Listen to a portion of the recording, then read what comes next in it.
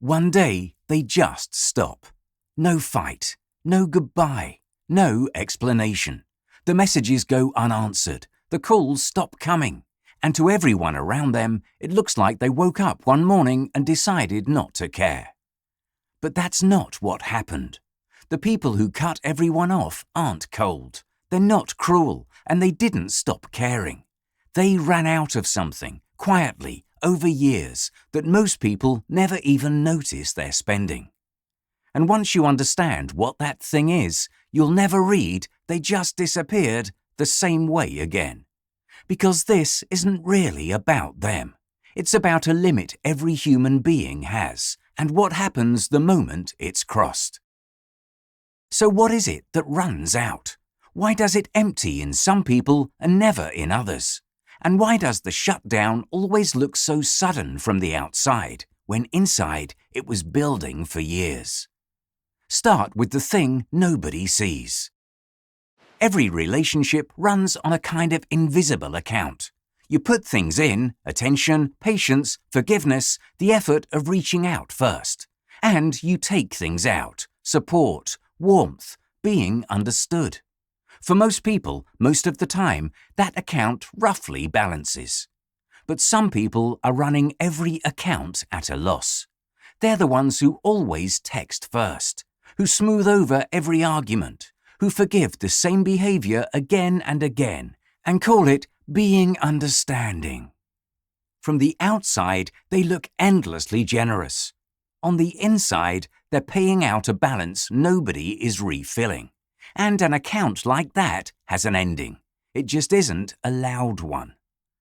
Think of the ones you know like this: the friend who always drives to you, the one who remembers every birthday and gets a rushed text back on their own, the person who checks in on everyone and is checked on by no one. They're not keeping score out loud. That's the whole point. But something in them is quietly counting, and the number only ever goes one way. Here's the part that makes it so easy to miss. People who overgive are usually the same people who never complain. They don't set the boundary. They don't say, "This hurt me." They absorb it, smile, and reach out again tomorrow. So you never get a warning. There's no argument that tells you the account is nearly empty. The surface stays calm right up until the moment there's nothing left underneath it. Psychologists have a name for the slow version of this: emotional burnout, the exhaustion that comes not from one big wound, but from 1,000 small withdrawals that were never paid back. And burnout doesn't make you sad. In the end, it makes you numb. That numbness is the quiet you feel right before someone goes still. Long before the cutoff, there's a quieter change, and the person living through it rarely has the words for it.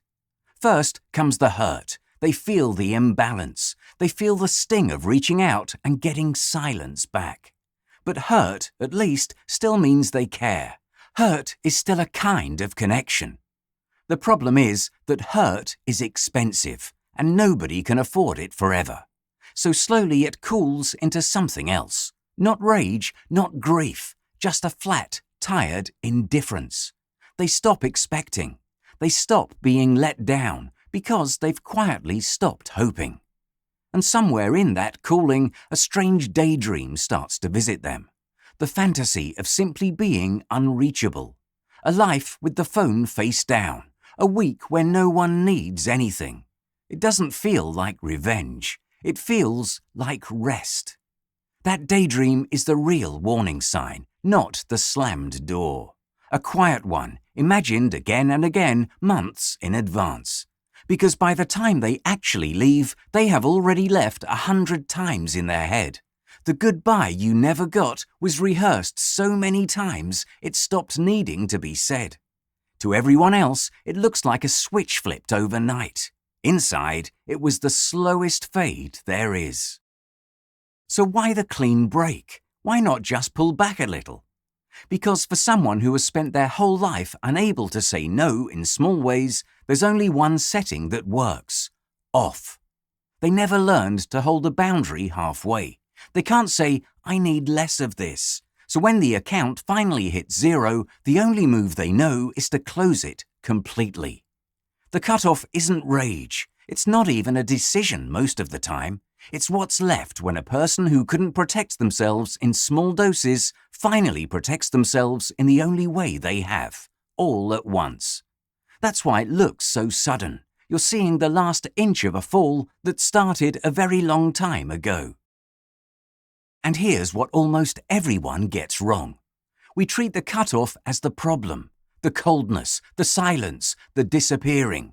But the cutoff was never the problem. It was the repair. It's a person far too late finally doing the thing they should have been able to do years earlier in 100 smaller ways and simply couldn't. The real problem happened long before, every time they gave and told themselves they were fine. So if someone in your life ever went quiet and never came back, this is the uncomfortable question. Not why did they leave, but when was the account already empty and did I ever put anything back in? And if you're the one who always gives, who always texts first, always forgives, always understands, then hear this clearly. The version of you that cuts everyone off isn't a colder, crueler you waiting in the future. It's just you after too many withdrawals and not enough returns. You don't avoid it by caring less. You avoid it by learning to say the small no, long before the only option left is the big one. And if you're on the other side of this, if you're the one who leans on a person like that, there's something you can do long before they ever disappear. Find the one who never asks for anything, the friend who's always fine, the partner who never seems to need reassuring, the relative who carries everyone and requests nothing back. That person isn't low maintenance. They're running a balance you can't see. And "I'm fine" is the most dangerous sentence they own. You refill that account the same way it was drained, quietly, in small amounts. Reach out first for once. Ask the second question after they've told you they're okay. Say thank you for the thing they always do that nobody ever names. None of it feels urgent. That's precisely why it works. You're putting something back while there's still an account left to save. Because the tragedy of the cutoff was never that they left. It's that by the time they did, no one had reached them in years. People who cut everyone off didn't stop caring. They cared completely for years, with no one refilling the account. The silence at the end isn't the absence of feeling. It's the sound of someone who finally ran out. For more videos like this, leave a like and subscribe to the channel.